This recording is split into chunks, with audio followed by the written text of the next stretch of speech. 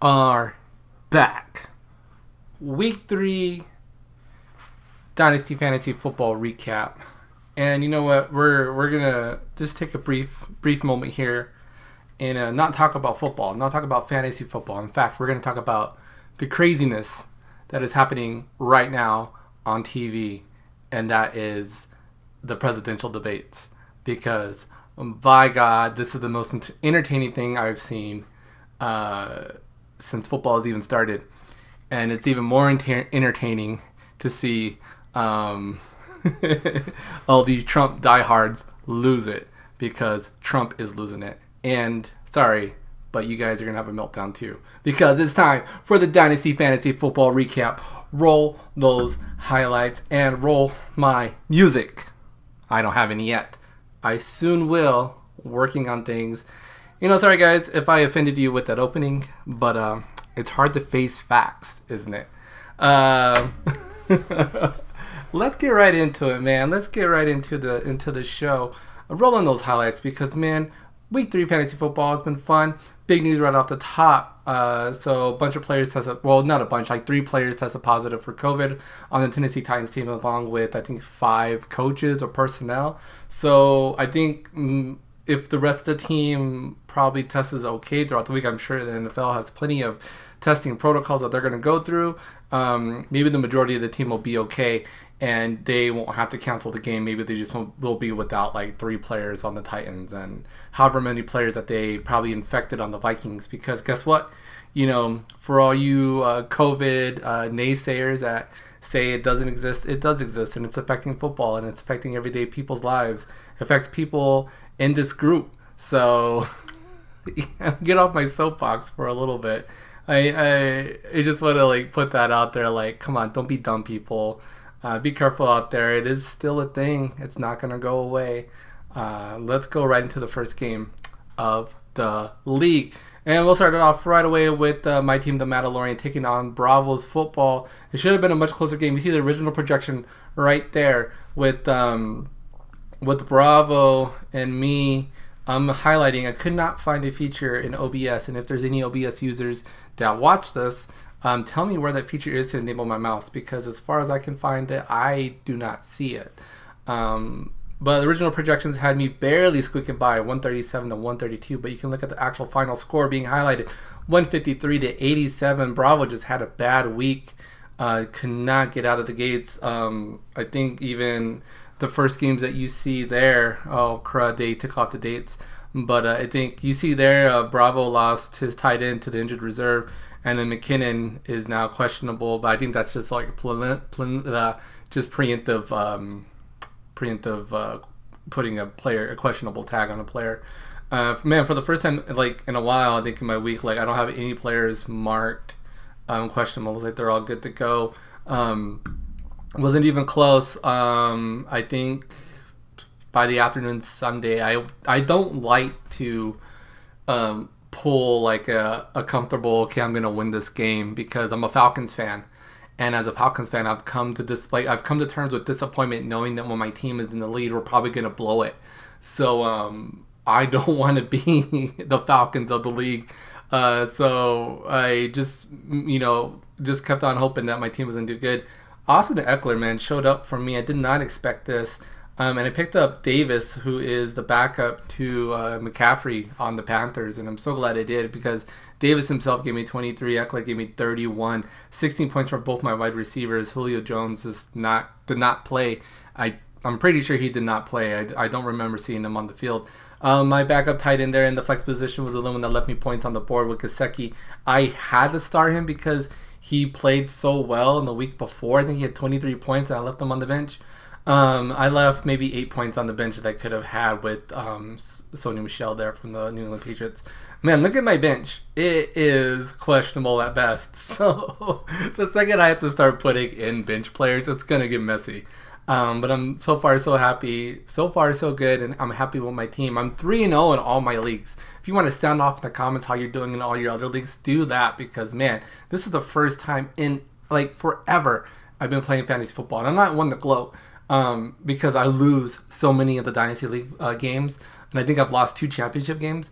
But I went from gold level last week, and now I am platinum level that you see right here, which is pretty dang cool. Is Bravo platinum too? He's silver. So I don't know if you guys pay attention to those in the fantasy football league or not, and how you guys do throughout the rest of the league. Sorry about that. I should have just kept it on that one because I'm going to go back and go into game 2, which featured Blackbeard's Delight ticket on draft day losers. The battle of the car salesman. Both of them aren't really car salesmen. Freddie he's a loan manager. He helps people get cars. So good on Freddie for sticking people with the amount of debt that they probably don't need in their lives. And Johnny, Johnny works for, I believe, Roswell Toyota as well. But I think they were having a back and forth the day of the draft. You see there, Johnny put up some big points on the board, and I'm surprised that he didn't take out the win because Freddie finally gets his first win of the season. You see the original projections right there, 132 to 131, but Freddie actually beats those projections, puts up the highest point total in the league, finally showing up 159 points to 133. Johnny, nearly replicated his projection, which you either do way above or way below. And it's been a while since I've seen one so close. Not a lot of points from Baker Mayfield. You might want to switch out your QB. Let's see who you have on the bench there. Freddie. I'm surprised you started Mayfield. But you got Roethlisberger you had Roethlisberger on the bench, which, in good eye leaving Fournette on the bench because he did score a lot of points in week 2, but you didn't bite. You didn't bite, and you didn't start him out of cautionary reaction. So you just left him on the bench, and good job on there. You also had Freeman there, Devontae Freeman, I believe, we had him in Atlanta, totally overrated. You see the big 1 point there. You should have started Roethlisberger. It would have been 5 more points. You would have built up that lead. Would have put you over 160, but you did okay. I'm going to be surprised if you leave Baker Mayfield in as your quarterback. What hurt Johnny the most? And really, he did pretty good. 133 points isn't bad. Kenyon Drake with 8.9 points compared to this massive Kamara 44-point output. You just can't compete with somebody like that. You lost it on the running backs there. Taylor only had 13 points. Everywhere else, you're kind of close. Tyler Lockett did have 37 points straight up. 26 points from the Indianapolis defense. That is amazing. Keep your head up, Johnny. You'll be getting your first win really soon. I can't foresee you losing many more games after this game. Quick cut. I don't know if you guys noticed this, but now I'm wearing headphones. Sorry, I had to stop the show real quick. I had to go outside and literally put out a fire. If you have kids, you know what that means. So going back into game 3, you had Luis's high guy taking on Joe's my fair Brady, and you see from the get-go there, Joe takes the win big, 142 to 86. Original projections were a big win for Joe at 138 to 113, but it did not predict the blowout that Luis would suffer this week. Joe remains undefeated. He's also 3-0. He's one of 3 teams to be 3-0 in the league. Big help from, you got Hopkins there with 23 points, 19 points from Henderson, 19 points also from Metcalf there, and 18 points from the Tampa Bay defense. That was pretty awesome. Let's see where Luis kind of dropped the ball here. We're going to go ahead and expand his bench players, and whoa, Luis.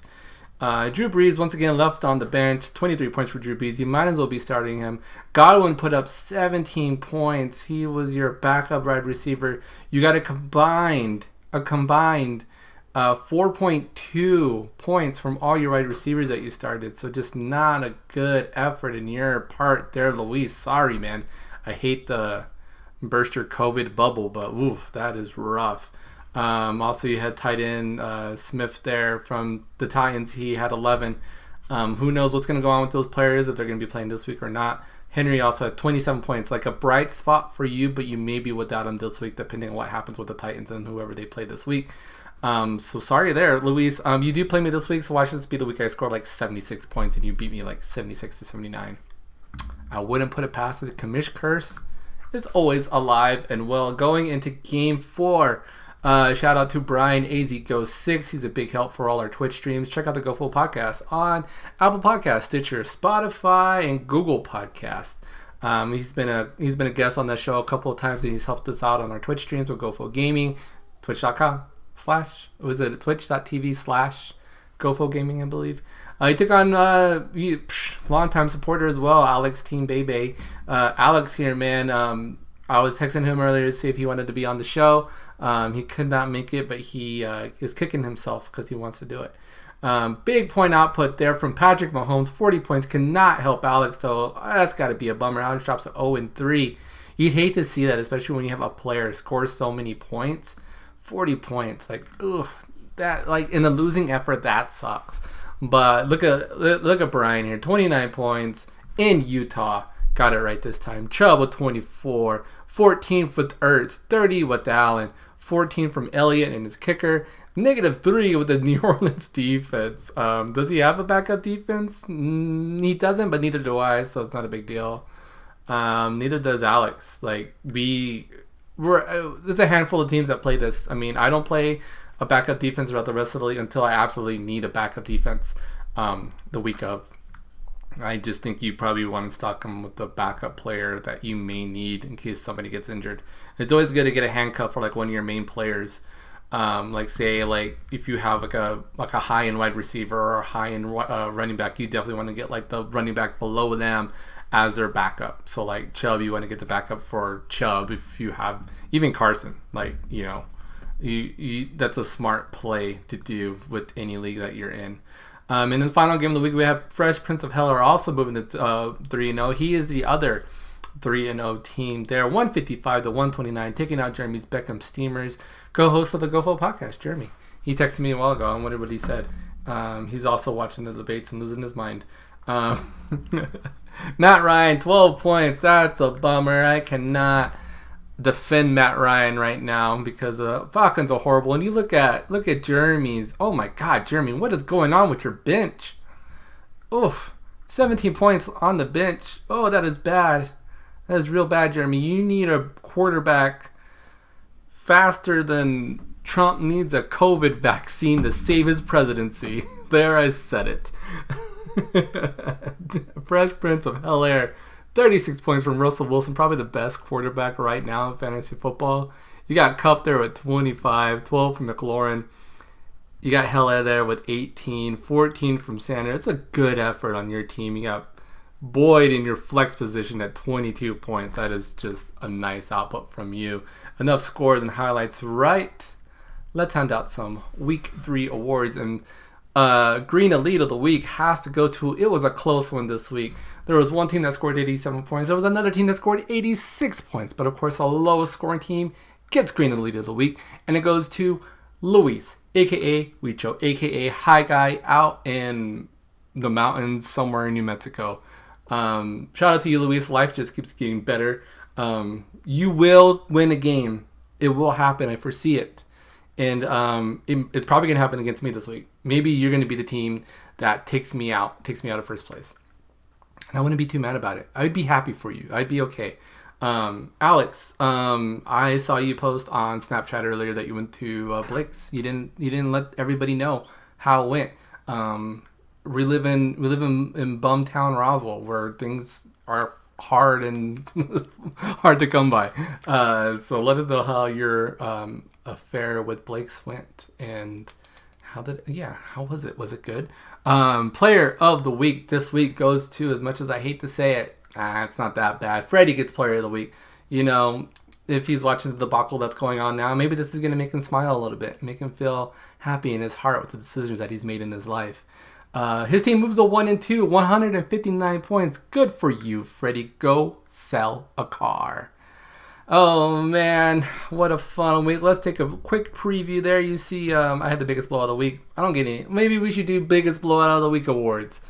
I don't know. I take on Luis's High Guy. He is the last place team. Freddie goes on and takes on Bravo's football. 1-2 teams. One of them will be 2-2 at the end of this week.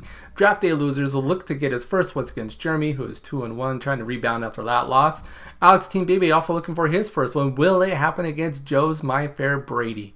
Current projections say no. And Fresh Prince of Hell-Er is taking on Brian's insert name here.